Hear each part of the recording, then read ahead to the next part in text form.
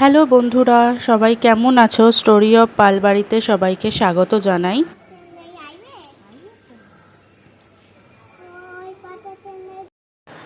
পয়লা মেতে আমরা সকলে মিলে চলে গেছিলাম ব্রহ্মদত্ত ধামে, যেটা রয়েছে বারুইপাড়াতে। এটি একটি পশ্চিমবঙ্গের দ্বিতীয় বৃহত্তম মন্দির।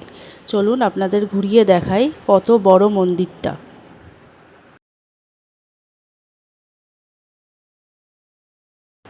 এই যে সেই মন্দির যেটি রয়েছে বারুইপাড়াতে, ব্রহ্মদত্ত ধাম।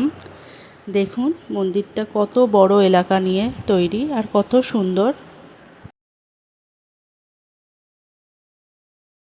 আমরা গিয়ে সেখানে পুজো দিই এবং সেইখানে রয়েছে ব্রহ্মা, বিষ্ণু, মহেশ্বর তিনটে মূর্তির একটাই মূর্তি ঠাকুর। আর এই যে কুম্ভ দেবতারও একটা মূর্তি রয়েছে, খুব সুন্দরভাবে সাজানো।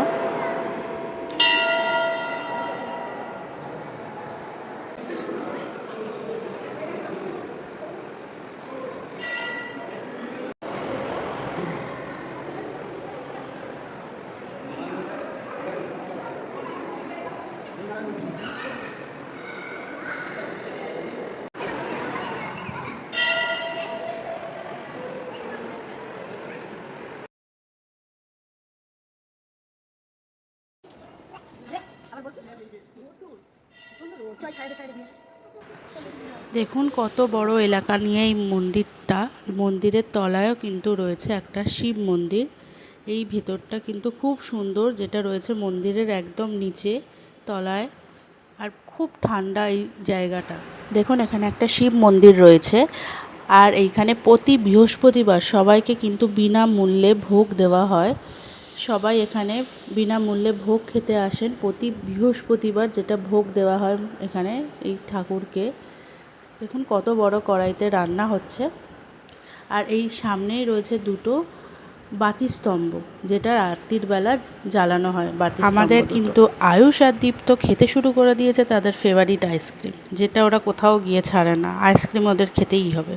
আর দেখতেই পাচ্ছেন কত লোক আসতে শুরু করেছে, কত লোকের সমাগম। প্রায় আমাদের সাথে এসেছিল আরও 8,000 লোক। এই ধাম কিন্তু আরও 3 জায়গায় আছে: মধ্যপ্রদেশ, কন্যাকুমারী, উত্তরাখণ্ড এবং কলকাতাতেও, যেটা আমরা আজকে গেছি। তো আমরা ভোগের জন্য লাইন দিয়ে দিয়েছি। দেখুন কি বিশাল লাইন। এই লাইন কিন্তু পেরিয়ে আমরা আজকে ভোগ খেয়েছি। তো আমরা সবাই মিলে এই লাইনে দাঁড়িয়েছিলাম। বিশাল বড় একটা লাইন ছিল, প্রায় 8,000 জনের লাইন, দেখতেই পাচ্ছেন। আর শেষ পর্যন্ত আমরা ভোগ খেতে বসে পড়েছি।